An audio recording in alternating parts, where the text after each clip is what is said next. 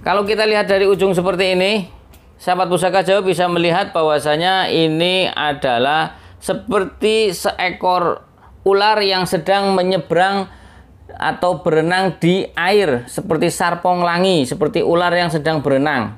Ini ekornya, ini kepalanya. Lihat. Ya, sahabat pusaka Jawa, kelihatan ya. Oke.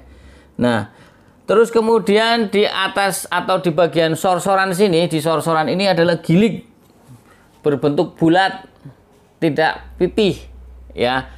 Nah, berarti kalau sudah melihat seperti itu, ini adalah ciri-ciri tombak korowelang. Sekarang kita lihat dulu tombak korowelang yang pernah saya bahas adalah luk 13. Kita hitung sekarang yang ini adalah luk berapa.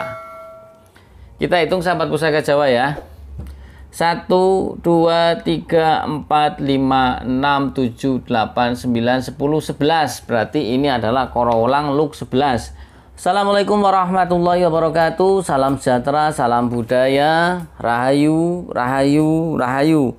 Berjumpa lagi dengan saya Mas Oo di channel Pusaka Jawa Official. Alhamdulillah wa syukurillah. Segala puji bagi Allah yang telah memberikan segala nikmatnya. Nikmat yang paling besar bagi kita adalah nikmat iman dan Islam, di antara nikmat-nikmat yang lain yang tidak bisa kita sebutkan secara zahir maupun batin, dan juga nikmat kesehatan, karena kesehatan itu sangat mahal. Coba sahabat pusaka Jawa sakit terus sampai ke rumah sakit ya, aduh, sekarang mahal sahabat pusaka Jawa. Nah, sahabat pusaka Jawa dimanapun Anda berada, semoga sahabat pusaka Jawa selalu dalam lindungan Allah Subhanahu Wa Taala, dijauhkan dari segala mara bahaya baik zahir maupun batin, dijauhkan dari segala masa musibah, baik musibah banjir, longsor, angin topan, gempa, maupun musibah ekonomi atau musibah penyakit. Sahabat pusaka Jawa yang sedang sakit, semoga Allah segera angkat penyakitnya dan diberikan kesembuhan, serta diberikan bonus berupa pahala karena telah sabar dalam menerima qada dan qadar berupa sakit.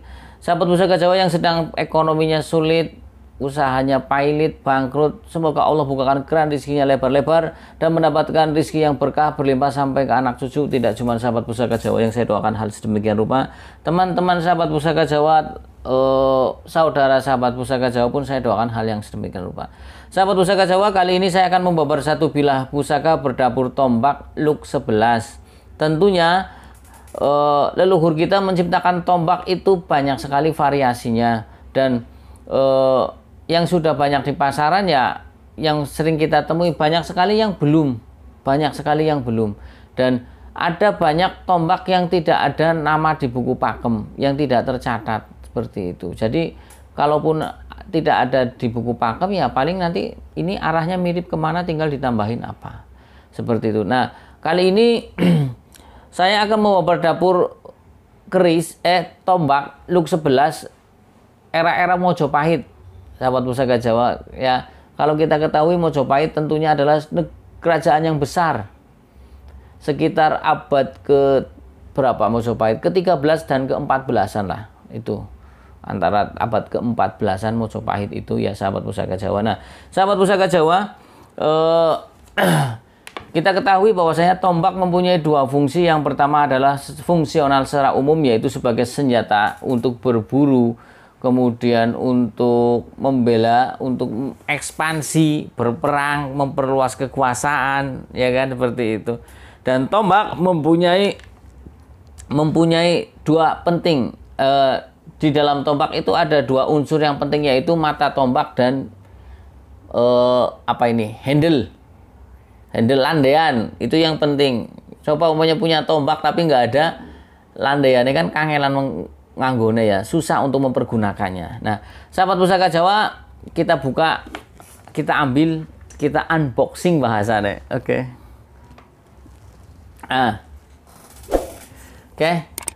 Di dalam warongko ini ada satu tombak luk 11. Nah, kalau kita melihat dari warongkonya, ini adalah warongko tongkat komando atau stick komando.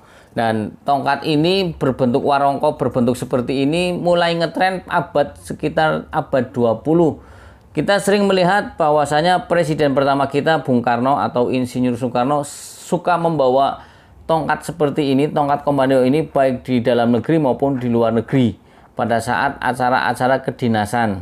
Dan konon katanya Bapak Presiden kita yang pertama itu kan tongkatnya ada 9.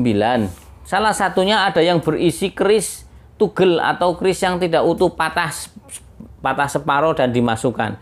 Yang jelas kalau sudah seperti itu berarti kerisnya keris tayuhan dan diambil fungsi tuahnya saja atau sisi spiritualnya. Nah, sahabat Pusaka Jawa, kita bahas tentang warongkonya. Ini warongkonya adalah bahan kayunya kayu jati gembol. Kayu jati gembol yang saya tahu adalah jati yang di bawah bongkotane ya. Kemudian ini saya bikinkan di Ngayogyakarta, sengaja saya bikinkan karena warangka yang itunya kan jelek ya. Biasanya pakai landaian biasa sama tutup tombak biasa. Kalau dengan seperti ini akan mempunyai satu nilai plus tersendiri karena zaman sekarang kalau tongkat bisa dimasukkan tombak bisa dimasukkan ke stik komando begini kan bagus. Ada yang cacing kanil pun bisa.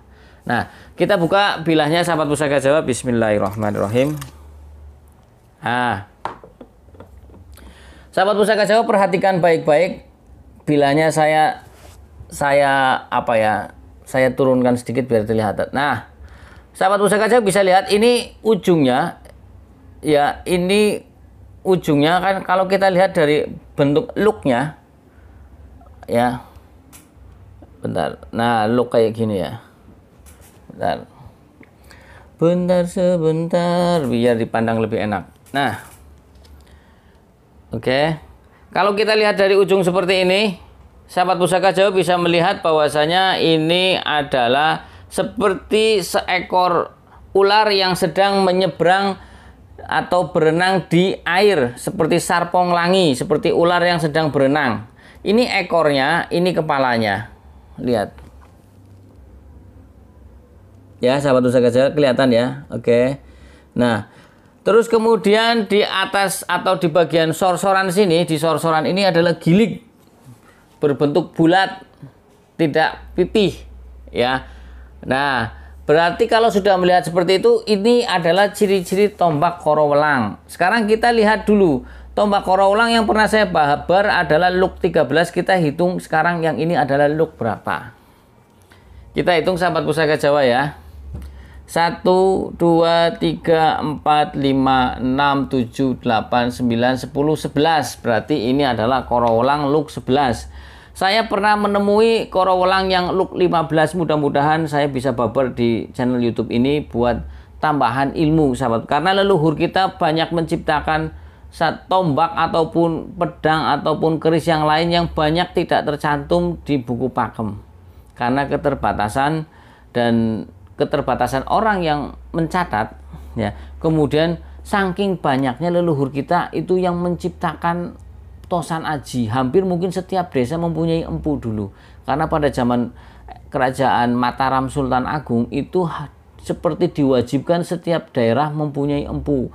Karena waktu itu juga dibutuhkan banyak senjata untuk ekspansi menyerang kepada Batavia yang ada di Batavia sekarang Jakarta melawan VOC. Seperti itu. Nah, sahabat Pusaka Jawa, kalau kita lihat dari pucukan bilahnya ini adalah Nyujen. Pucukan bilahnya ini adalah Nyujen. Untuk metuknya kita lihat ini metuk bagian bawah. Ini metuknya adalah metuk iras. Metuk iras artinya metuk yang menyambung dengan bilah karena ada metuk yang pasangan yang seperti cincin. Makna filosofi dari metuk iras apa Mas? Makna filosofi dari metuk iras adalah menyatunya manusia dengan sang holik, manunggaling kawulan gizi. Ada yang mengatakan seperti itu. Nah, kemudian kalau kita bicara tentang tentang iras, konon katanya ini sekedar buat wacana. Kalau ada orang berpendapat kalau metuk iras adalah metuk-metuk yang awal-awal empu membuat, artinya bukan profesional banget, tidak juga seperti itu. Kenapa? Karena apa? Tangguh-tangguh tua justru banyakan yang iras sahabat Pusaka Jawa. Tangguh-tangguh tua itu iras. Jadi kalau bicara tentang metuknya ini berarti garapannya empunya kurang profesional. Karena yang sudah profesional bisa membuat metuk yang pakai cincin yang bisa dilepas, yang mempunyai makna lingga dan yoni, laki-laki dan perempuan. Karena yang pesi atau pesi itu kan makna Jawanya artinya burung atau pelanangan, lanang punya laki-laki, alat kelamin laki-laki. Yang metuk yang dimasukkan ke dalam itu namanya buat perempuan donane atau perempuannya. Ya, jadi menurut saya pesi iras metuk iras adalah salah satu jenis kreasi dari sang empu, bukannya tidak mampu, tapi memang dia menghendaki seperti itu, punya makna filosofi tersendiri. Nah, kalau kita lihat tentang pamornya, kita bisa lihat, saya kedepankan atau saya dekatkan dengan kamera, ini pamornya bagus ya. Pamornya ini adalah ngulit semangka. Ya. Makna dan filosofi atau tuah atau angsar dari kulit semangka adalah untuk memperluas pergaulan. Sebagian pecinta keris beranggapan seperti itu. Ya, diharapkan sang pemilik pamor kulit semangka itu punya pergaulan yang luas. Dengan pergaulan yang luas tentunya orang mudah mencari rezeki, banyak teman. Ya, logikanya begini, ketika orang tidak banyak teman, tidak banyak bergaul, ketika punya masalah, umumnya dia dipecat dari satu perusahaan atau nganggur, setidaknya dia bisa tanya-tanya ke temennya, punya ada lowongan enggak? Karena dia punya banyak koneksi, banyak teman. Oh, ada di sini. Ya, kerja apa saja yang penting tidak nganggur dan mendapatkan pendapatan. Jadi tuah atau angsar dari kulit semangka adalah supaya kita luas pergaulannya, kemudian efeknya adalah rezeki kita lancar. Ya. Nah, kalau kita lihat tuah atau angsar dari Luk 11, makna filosofinya apa Mas? Luk 11 makna filosofinya ada permohonan kepada Tuhan agar si pemilik Luk 11 itu mempunyai ambisi yang besar dalam hal tahta, kepangkatan, ekonomi maupun status sosial.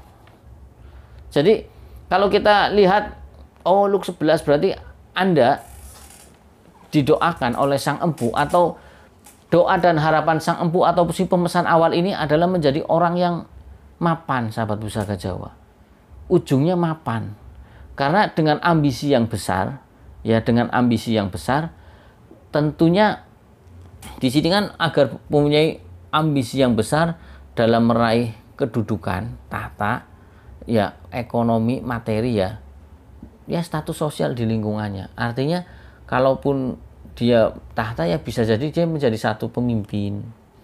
Orang yang lebih lah di lingkungannya lah ya. Dan Luk 11 kayaknya lebih cocok, walaupun tidak semua, lebih cocok kepada orang anak muda. Karena anak muda punya cita-cita yang tinggi, punya semangat yang kuat. Kalau orang tua, maaf nih ya, untuk yang umur 60 tahun, punya semangat tinggi tapi kan tenaganya nggak ada. Saya sendiri yang umur baru sekian, dulu itu saya satu hari berangkat pagi dari Selawi, itu pakai motor kemana? Ke Kuningan, bablas Ciamis, dari Ciamis bablas Tasik, dari Tasik bablas Garut, dari Garut bablas Bandung, dari Bandung naik ke Lembang, turun ke Subang, terus putar lagi ke Indramayu, langsung ke sini, langsung ke Selawi. Itu sampai Selawi jam 1 malam pakai motor. Dulu kuat seperti itu. Dulu pakai motor begitu bisa muteri peta Jawa Barat.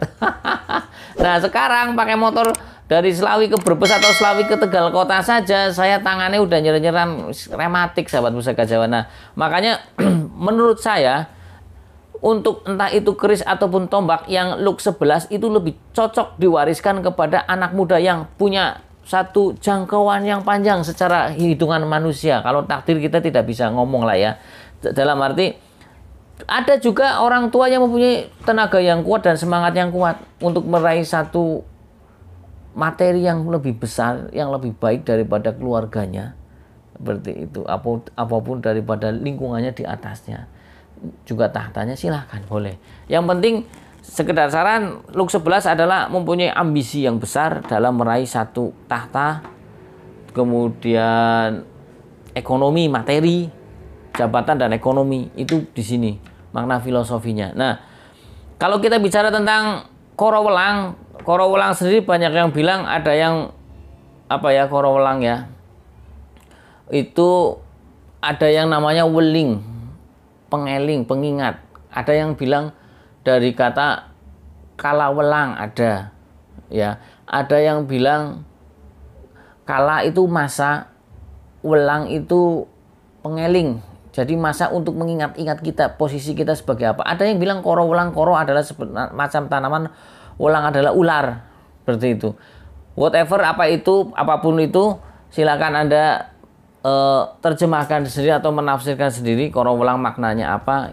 Saya sampaikan perbendaharaan katanya yang cocok silakan pakai. Nah, sahabat Pusaka Jawa, tua atau angsar dari korowelang adalah sebagai, pada intinya adalah sebagai untuk protek atau tolak bala atau perlindungan dari hal-hal yang tidak diinginkan.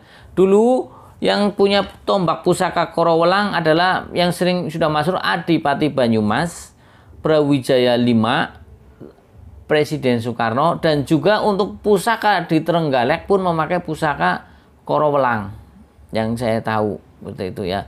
Nah, malah ada cerita di Ketoprak waktu itu Ponorogo ya, yang rebutan antara tombak korowelang, itu ada dua pusaka, tombak korowelang dengan tombak tatas wulung. Ya, ini saya dapat informasi dari Pak Sajad di Jakarta bahwasanya di Ponorogo ada ketoprakan seperti itu, menceritakan korowelang dan tatas wulung. Nah, itu termasuk masukan buat saya. Nah, sahabat Pusaka Jawa, korowelang mempunyai tua atau angsar sebagai tolak bala, yaitu untuk mencegah adanya ontran-ontran atau huru-hara yang besar, baik dari manusia maupun dari bangsa tetangga sebelah atau bangsa halus. Karena kenapa kok ada bangsa halus begitu, Mas? Oh, dulu pada zaman Kerajaan Demak, ya pada zaman Kerajaan Demak, waktu saya dapat cerita dari guru saya itu masih terah lah ada. Nah, itu bercerita dulu pada zaman Kerajaan Demak di daerah pesisir kidul antara Purbalingga, Wonosobo, sanalah yang dekat-dekat Laut Kidul, itu terjadi satu pemberontakan lah, kayak mau melawan Kerajaan Demak. Setelah ditelusuri ternyata di sisi warga-warga situ itu kena satu hasutan atau kelebon bangsa halus dari bangsa kidul agar berontak. Nah, seperti itu. Akhirnya diturunkanlah, waktu itu ditugaskan kalau tidak salah Adipati Wirosobo ke sana. Ya, yang Adipati Wirosobo mempunyai anak itu, kalau sekarang makamnya ada di Glonggong Brebes. Kalau makam namanya Kiai Abbas, itu di Glonggong Brebes itu ada makamnya. Di Masjid Glonggong. Min Auliaillah, termasuk walinya Allah, itu anaknya Adipati Wirosobo. Nah, itu nama ningratnya Raden Rasbiantoro Hadiningrat. Cuman begitu turun kemana ya? Ke Brebes itu dia mengganti nama, kalau nggak salah ganti nama. Ya, itu termasuk keturunan dari Adipati Wirosobo. Di Brebes ada, itu di Glonggong. Nah, seperti itu. Jadi korowelang itu adalah untuk hal-hal yang negatif, baik dari manusia maupun dari tetangga sebelah. Ya, jadi masa sih Maso ini adalah perlambang. Nama adalah harapan, doa dan harapan. Umpamanya nih, maaf ya, seseorang dinamakan Abdul Rahman. Ya, Abdullah. Jadi dia kan tahu doa dan harapan, dia manusia menjadi hambanya Allah yang bagus. Apalagi ditambahnya Abdullah Muhammad Al-Fatih umpamanya. Hamba Allah yang terpuji, Al-Fatih adalah yang membuka jalan yang bagus. Seperti itu. Jadi korowelang pun sama, waktu dibikin ya mungkin dengan doa dan harapannya adalah untuk menolak hal-hal yang tidak bagus. Ya, sahabat. Nah, sekarang kita bahas tentang pasikutannya. Kalau kita lihat pasikutannya, ini dari bilahnya yang looknya itu tampilannya terkesan wingit dan angker, ya, terkesan wingit. Kemudian dari bawah sampai ke atas ini tambah meruncing, ini estim. Kemudian untuk pamornya, ini pamornya di bilahnya adalah berkesan menancap kuat, ngawat, dan seloroknya adalah hitam kebiruan. Ini estimasinya adalah tangguh Mojopahit. Ya, sahabat Pusaka Jawa, kita tahu Mojopahit kan ada sampai ke Brawijaya 5 yang terakhir. Ya, sahabat Pusaka Jawa. Nah, Mojopahit adalah negara yang besar, kerajaan yang besar yang bisa menguasai sampai ke hampir ke India. Ya, mudah-mudahan negeri kita bisa seperti dulu lagi, ya, termasuk dari negara yang super power. Ya, karena sekarang kan negara super power ada dipegang dua, Amerika sama Cina. Karena masa pasti berganti orangnya, berganti zamannya ganti, orangnya ganti. Setiap masa ada orangnya, setiap orang ada zamannya. Setiap zaman ada masanya, seperti itu. Nah, sahabat Pusaka Jawa, dari saya itu saja. Bila saya ada salah-salah kata, saya minta maaf. Kesalahan mutlak milik saya, kebenaran milik Allah Subhanahu wa taala. Sahabat Pusaka Jawa yang ingin request nama dapur, silakan silakan kolom di komentar kolom ya. Kalau ada insya Allah saya request, kalau tidak ada buat PR, kalau tidak ada minta maaf, maafan ya. Dan inti dari rangkuman babaran ini adalah diharapkan sang pemilik tombak Korowalang Luk 11 ini adalah orang yang mempunyai satu ujungnya adalah satu secara materi, secara pangkat menjadi orang yang tinggi ya. Dan dia juga dikenal dengan keluasan dalam pergaulannya ya.